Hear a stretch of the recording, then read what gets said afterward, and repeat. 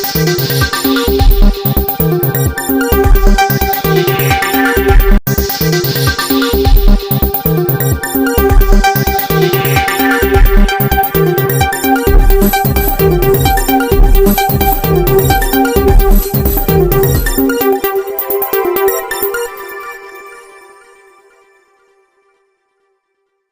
मैं आप सबका आभार प्रकट करता हूँ कि गांव में आने पर जो आज आपने प्यार मान सम्मान दिया, और खास तौर पर हमारी युवा टीम को बधाई दूंगा जिनने गांव के बुजुर्गों का भी आज सम्मान गांव में किया।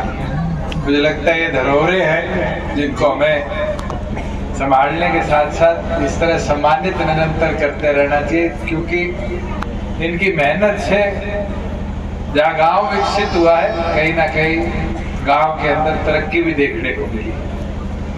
और मैं विश्वास रखता हूं कि आने वाले भविष्य के अंदर भी इसी प्रकार से आप लोगों का प्यार आशीर्वाद नई पीढ़ी को कुछ सीखने में, आगे बढ़ाने में योगदान भी देता रहे। मैं तो आज खास तौर पर आपके बीच में इसलिए आया हूं कि संगठन के विस्तार में आपका सहयोग और बहुमूल्य है। आज प्रदेश के अंदर 4 साल आपकी सरकार को, और इस 4 साल के अंदर निरंतर हमारा प्रयास रहा है कि ग्रामीण अंचल को विकसित भी करें, ग्रामीण अंचल को और सुदृढ़ मजबूत भी बनाने का काम करें। आज किसान फसल बेच के आता था, 2-2 दिन तक मंडी में अनाज नहीं बिकता, और आज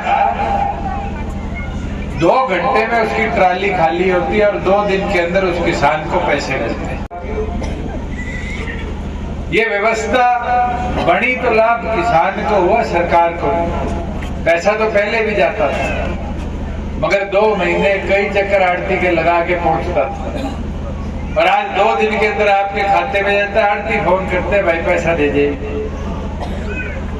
आज फसल खराब हो जाए, पटवारी को स्पेशल गिरदावरी के इंतजार करने की जरूरत है। किसान अपने मोबाइल से फोटो खींच के भेज देता है, मेरी फसल खराब हो गई। और मुआवजा चेक से नहीं, जो कांग्रेस के शासन में 2 रुपए 5 रुपए के आते थे, खाते में पैसा आपके आता है। ये मुमकिन इसलिए हो पा रहा है क्योंकि किसान को मेरी भी राज में हिस्सेदारी है।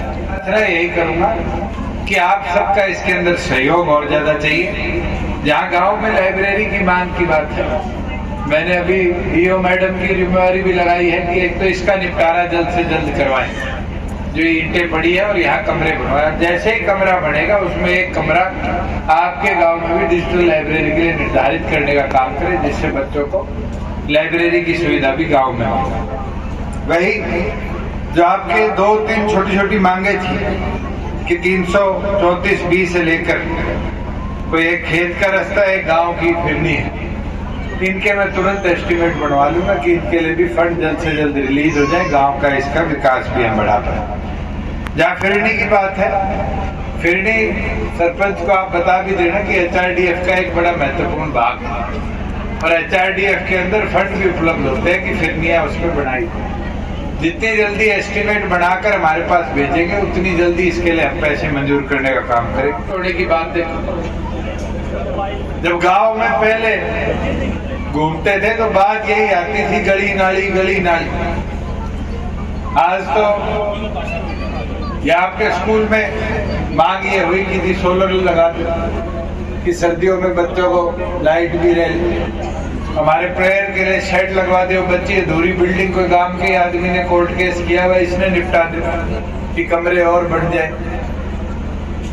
निरंतर लाइब्रेरी, कम्युनिटी सेंटर, व्यायामशाला, इस तरह की मांग आती है, और मुझे खुशी है कि हम कामयाब रहे हैं कि गांव को शहर की तर्ज पर विकसित और आगे ले जाने का काम था।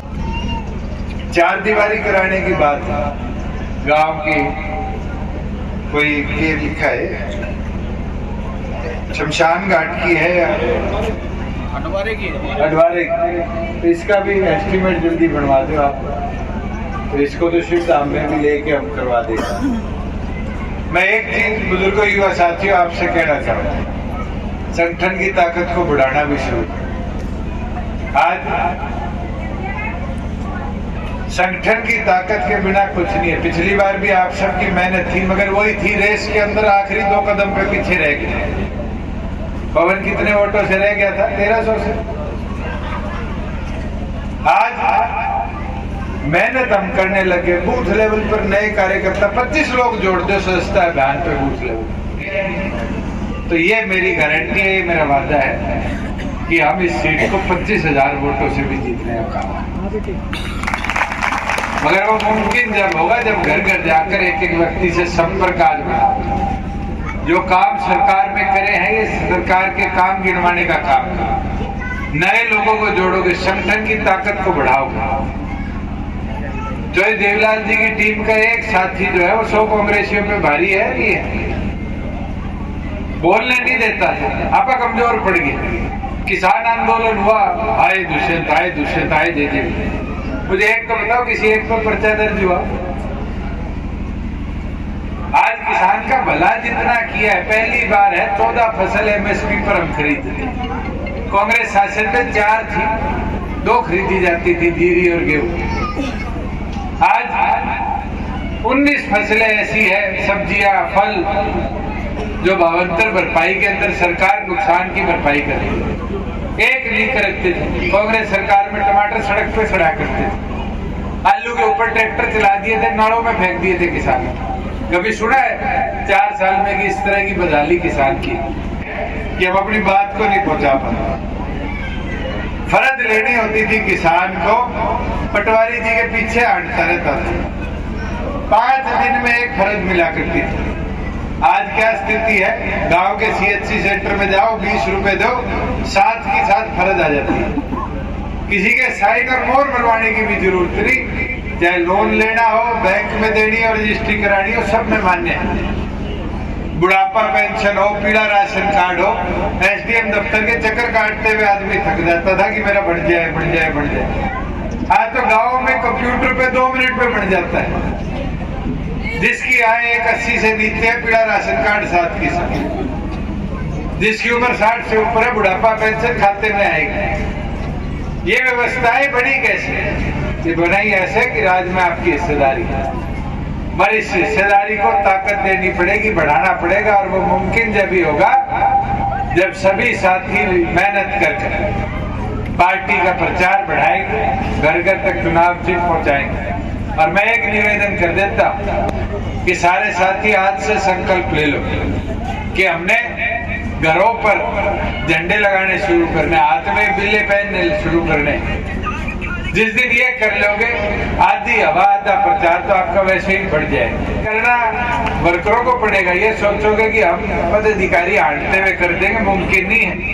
सारे 10 महीने रहेंगे विधानसभा में। मेरे वर्कर शुरू कर गया। अगर ये झंडे देवेंद्र जी, पवन ये कंजूसी कर रहे हैं, मैंने बता दिया। अगर झंडे भी लेती है, मैं भिजवा दूंगा। इस कंजूसी से संगठन की ताकत को दर्शाने से मत रोको। हम बढ़ाएंगे प्रचार को, आगे लेके जाएंगे तो अपने आप हमारी ताकत बढ़ेगी। मैं तो यही विनती प्रार्थना करने आपके बीच में आया था। गांव में आने पर आपने मान सम्मान दिया, पूर्ण आप सबका आभार प्रकट करता हूं। बहुत बहुत धन्यवाद।